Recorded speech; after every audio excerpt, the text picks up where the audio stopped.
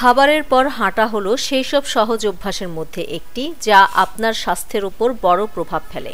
এত সহজ হওয়া সত্ত্বেও এই অভ্যাসকে বেশিরভাগ সময়ই অবমূল্যায়ন করে। কখন হাঁটবেন, খাবারের আগে, ঠিক পরে নাকি দিনের শেষে, তা নিয়ে সবসময় কিছুটা বিভ্রান্তি থাকে। কেউ কেউ বলেন খালি পেটে হাঁটলে তা বেশি চর্বি পোড়ায়, আবার কেউ কেউ বলেন খাবারের পরে হাঁটা হজম এবং রক্তের শর্করা নিয়ন্ত্রণে সাহায্য করে। ডায়াবেটিস বা প্রিডায়াবেটিস আক্রান্ত ব্যক্তিদের জন্য এই অভ্যাসটি খাবারের পরে গ্লুকোজ কমাতে কাজ করে এবং ধীরে ধীরে HbA1c ও কমাতে পারে। খাওয়ার 10 থেকে 15 মিনিট পর হাঁটা শুরু করুন।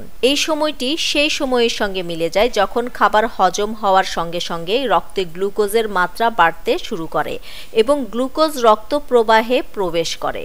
10 থেকে 20 মিনিট হালকা থেকে মাঝারি হাঁটা 3 থেকে 4 কিলোমিটার ঘন্টা গতিতে সাধারণত গ্লুকোজের স্পাইক কমানোর জন্য যথেষ্ট। 30 মিনিটের বেশি হাঁটা অতিরিক্ত উপকারিতা প্রদান করে, বিশেষ করে কার্বোহাইড্রেট সমৃদ্ধ খাবারের পরে। হাঁটা হলো সবচেয়ে সহজ ব্যায়ামের মধ্যে একটি, কিন্তু আশ্চর্যজনকভাবে কয়েকটি সাধারণ ভুলই এর উপকারিতাগুলোকে নষ্ট করে দিতে পারে। প্রথমত, খুব ধীরে বা উদ্দেশ্যহীনভাবে হাঁটা ফিটনেস বাড়াতে বা ক্যালোরি পোড়াতে সহায়ক নয়। সাধারণ হাঁটা ঠিক আছে, তবে একটু গতি বা হাতের কিছু নাড়াচাড়া যোগ করলে পার্থক্য তৈরি হয়।